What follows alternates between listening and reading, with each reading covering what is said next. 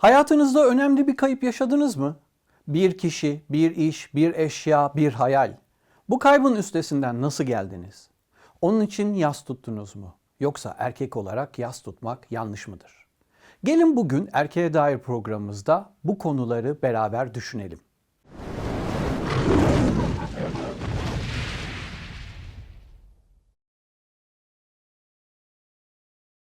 Merhaba sevgili dostlar. Farklı konu başlıklarını biz erkeklerin bakış açısıyla yorumladığımız ve bir nevi kendi süzgecimizden geçirdiğimiz yeni bir Erkeğe Dair programımıza hoş geldiniz. Ben Güney Onkun. Ben de Josh Diyener. Bugünkü konumuz kendimizi yas tutmaya izin vermek. Her insanın hayatında kayıplar yaşayabilir, kayıplar olabilir. Eşya, insan, imkan veya hayallerimiz. Peki bu kayıpların bizim üzerimizdeki olan etkileri neler? Bu etkileri bize örnek veren kısa bir olaya bakalım.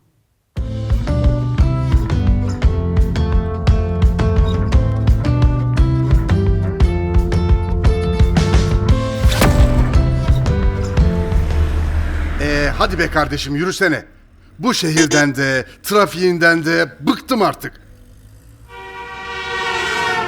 Ne var? Yürümezsen öyle önüne kırarlar. Sakin ol abi. Zaten adam seni duymuyor ki. Benim kulağıma bağırıyorsun. Canın çok sıkkın tabii, haklısın. Yok ya, ne münasebet. Benim canımı bunun gibilere ehliyet verenler sıkıyor. O hepimizin canını sıkıyor abi. Sanki bu ara biraz böylesin. Ufak şeylerde büyük patlamalar yaşıyorsun. Oldum olası tanıyorum seni. Hiç son zamanlarda olduğu kadar halinden endişelenmemiştim. Çok içine kapandın. Tamam kendini yengeme destek olmaya adadın ama onun eşi ise senin de babandı. Dayım aramızdan ayrılalı tam 40 gün olmuş. İnanılır gibi değil. Senin için ne kadar zor olduğunu tahmin ediyorum. Anlatamıyorsun da. Ne anlatayım? Kendini düşünmeye bile zaman yok ki. Bu 40 gün nasıl geçti sen bir de bana sor. Defin işlemleriydi, yemeğiydi, misafiriydi derken ne annem ne de ben neye uğradığımızı bilemedik. Daha yapılacak tonlarca iş var. Her şeyi babamın vasiyetine göre halletmek benim görevim. Annemin halini de biliyorsun. Benim için ne kadar zor olduğunu ancak şimdi sen söyleyince sorguladım. Neyse, boş ver beni. Babamın bir oğluyum. Arkasından ağladığımı görmek istemezdi. Doğru. Sen söyleyince düşündüm de dayımı hiç ağlarken görmedim. Babam ve ağlamak. Kendi ağlamadığı gibi çocuk ağlamasına bile tahammül etmezdi. Zehra için durum farklı. O kız çocuğu. Babasının narin prensesi. Ona bir şey demezdi ama beni ağlayıp sızlarken görsün hemen fırçayı yerdim. Şimdi görüyor mu bilmiyorum ama bu yaşa kadar böyle geldik bir kere. Şimdi değişecek değilim. Ha? Efendim? Abi nerede kaldınız? Ya geliyoruz işte. Kanat takıp uçayım mı? Ne istiyorsun? Tamam, bekliyoruz. Kapat. Araba kullanıyorum. Hadi acele edin. Ne diyorduk? Özet geçeyim. Dertlisin, paylaşamıyorsun, bir de aniden patlıyorsun. Akşam yemek bittikten sonra teyzemi annemin yanına bırakıp gidip biraz dertleşsek diyorum ha. Yok. Ben bir yere gidemem. Annem fenalaşır falan. Biliyorsun halini. Yanında durayım. Ne olur ne olmaz. Şimdi bile trafiğe takıldık diye aklım onda kaldı. Hem ağlayıp sızlayacak zaman da yok. Bütün sorumluluk benim sırtımda. Ben varken annemi oradan oraya koşturacak değilim. Benim derdim bir tek o. Dertleşmeyi sonra düşünürüz. Sen nasıl rahat edeceksen ne lazımsa hazırım biliyorsun. Koltuğun altına sopayı versene. Ne? Ne lazımsa demedin mi? Abi yürü gidelim, gözünü seveyim.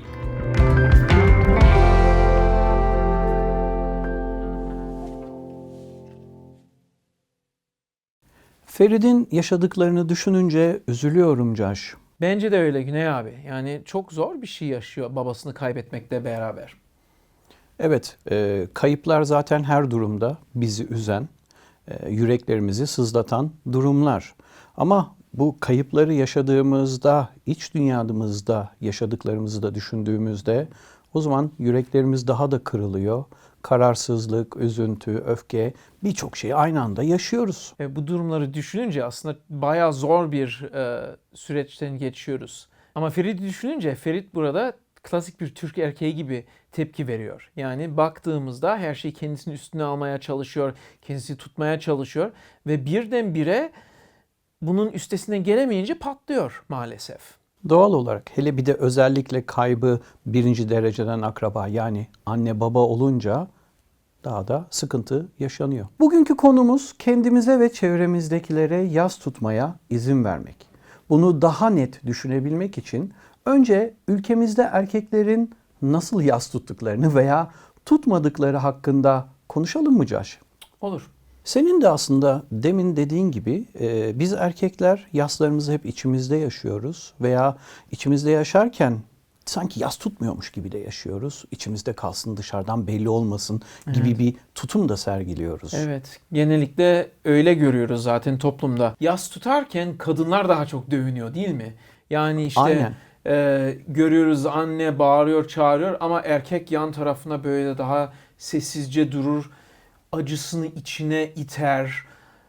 Sanki ağlayan erkek erkek değildir gibi bir his veriyor insana.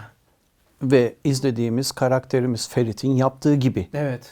Ve onu işleyemediğinden dolayı bir nevi de orada yani daha sıkılıyor, daha sıkılıyor, daha büyüyor ve ondan sonra işte adam önünü kesiyor, sopayı çıkartıyor. Ve bu çok sık oluyor. Yani birisi bize karşı patlayınca gerçekten bizden dolayı mı yoksa onun içindeki yaşadıklarından dolayı mıdır diye kendime sıkça soruyorum bu durumlarda. Doğru, aslında sormamız da lazım. Sadece bu Ferit'e öz bir davranış değil. Senin de ifade ettiğin gibi veya bizi izleyen veya bizi dinleyen dinleyicilerimizin de yaşamlarında olduğu gibi içimizdeki o tutma hissi birikip bir şekilde patlıyor. Evet ve aslında buradaki bu patlamalar yanı sıra biz erkekler sıkça ne kendimize ne de çevredekilerimize yas tutmaya izin veriyoruz. Yani bir çocuk bir şey kaybediyor, hüngür hüngür ağlıyor. Ya ağlama bir şey olmadı, sus, erkeksin, ağlama diye böyle ifadeler veriliyor bazen çocuklara ve bir nevi üzücü oluyor. Hatta bir erkek açık bir şekilde yas tutunca millet böyle birazcık şaşıyor. Babam ve Oğlum filmini izlemişsindir. Evet. İşte orada Hüseyin Ağa yas tutarken o filmin doruk noktasında herkes nasıl tepki veriyor ona değil mi? Yani çok ciddi birisi ve birdenbire böyle vaha deyince aman böyle yapılmaz diye sanki bir yaklaşım var ona karşı. Benim gözlemlediğime göre sıkça erkeğin yas tutması ya da tutmaması böyledir. Çevrenizdeki erkeklerin yas tutmasına tanık oldunuz mu? Bu sizi nasıl etkiledi? YouTube yorumlarından, Instagram veya WhatsApp hattımızdan bunları lütfen bizimle paylaşın. Sevgili Caş, aslında az önce de dile getirdiğini zihnimizde canlandıracak olursak biz erkeklerin belli bir yas tutma şablonu olmamalı. Hepimiz ayrı karakterlerdeyiz, hepimizin yürek tutumları farklı. Bunu nasıl sergileyebiliriz? Bunu bize anlatabilir misin? Psikologların ve danışmanların anlayışına göre yas tutmanın temel olarak 5 evresi vardır. Önce inkar. Ya olmadı, yapmadı, etmedi, bir şey olmadı dedik. Yani kaybetmedim ben, halen yaşıyor gibi mi hala düşünüyoruz? yaşıyor. Yani yakın zamanda biz bir evcil hayvanı kaybettik. Bu olunca oğlum hemen böyle bağırıp çağırıyordu. Yok olmadı, inanmıyorum diye böyle bir noktaya girmişti. İnkardan sonra ise öfkeye geçeriz. Niye oldu bu? Ya haksızlık olmaz. Yani cidden o patlamalar sıkça o dönemde oluyor. O ikinci evrede. Yani oğlumu düşünürsek o yasın içine geçerken böyle bağırıp çağırıyordu, el kol sallıyordu. Ve ya oldu diye olunca niye böyle oldu, niye öyle yaptı diye bağırıp çağırıyordu o anda. Ama öfkede doğal bir tepki olması gerekiyor. Evet, çünkü yas büyük kayıplara tepkidir. sıkça haksız olan kayıplara da tepkidir. Üçüncü olarak pazarlık edilmeye başlıyor. Ya şöyle yapsaydım, böyle etseydim, şu olsaydı, aman ya niye böyle olması gerekiyordu diye bir hissiyat görüyoruz insanların içinde. Pazarlıkta yitirilen şeye yönelik mi yoksa yaşanan olaydan geçerkenki yürek tutumu gibi mi? İkisinden de görülüyor. Bazıları daha çok yitirilen şeye şöyle yapsaydım mı? Bazıları ya keşke daha iyi bir şekilde davransaydım. Bunun ikisi de net bir şekilde öyle. Bu pazarlık, bu çekişme, bu işte içindeki o zor olan olayların üstesinden gelmesinden de etkileniyor. Sonra yani bunların hiçbiri işlemiyor gibi insan depresyona giriyor. Ay, hayatın ne anlamı var? Biraz daha uzun yaşanan o depresif ruh halimiz. Evet, maalesef ve sıkça insanlar orada yakalanıyor yıllar boyunca. Son safha olan kabullenmeye gelemiyorlar. Çünkü kabullenince tamam, bunun içinden geçtim, anladım, değiştim, derinleştim. Şimdi ilerleyebilirim. Hatta yastan öğrendiğim bu şeyleri başkalara yardım etmek için kullanabilirim o kabullenme noktasında. O noktaya zor geliyoruz. Bazen direkt kayıptan, direkt o birinci safhadan son safhaya kadar atlamaya çalışıyoruz bir anda. Bir anda kabullenmek. Yani ve erkekler olarak sanki herkesi oraya itmeye çalışıyoruz. O öbür 3 safhayı atlayıp direkt kabullen, bitti, hadi ağlama, devam edelim. Aslında bunlar yaşanırken bizi hayatta tutan en önemli şey umudumuz da bir nevi gidiyor mu? Ya da umudumuzu kaybediyor muyuz? Ya da umudumuz kalmıyor mu? Ne diyelim bu durumda? Yani umut olmadan o yas tutma sürecin içinden geçmek az daha imkansız. Bir şeye umudumuz olması gerekiyor. Bazı kişiler için bu dünyada bir umut. Bazı kişiler için ise sonraki dünyada ya da ruhsal bir şey hakkında bir umut oluyor. Ve bu çok önemli bir şey. Özellikle Tanrı'da bulduğumuz umut bizi böyle zor durumların içinden taşıyabilir. Bizim kendimizi hangi umutlara bağladığımızı bilmemiz lazım. Bu çok önemli bir şey.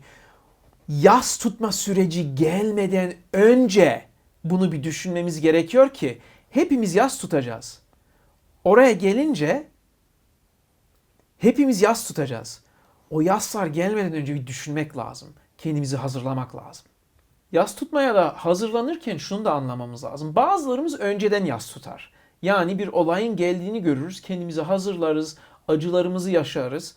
Anneannem ölmeden önce ben bunu yapmıştım çünkü zamanın geldiğini bilmiştim. Bazı insanlar ise olayı görüyor ama görmezlikten geliyor ve ancak olduktan sonra hüngür hüngür ağlıyorlar ve yas tutuyorlar. Maalesef bunlar bazen birbirlerini anlayamıyor ve birbirlerini göremiyorlar ve ondan dolayı bunu susturmaya çalışıyor ve buna kızıyor çünkü yas tutma döneminde ağlamıyor. Bu da ilginç bir şey.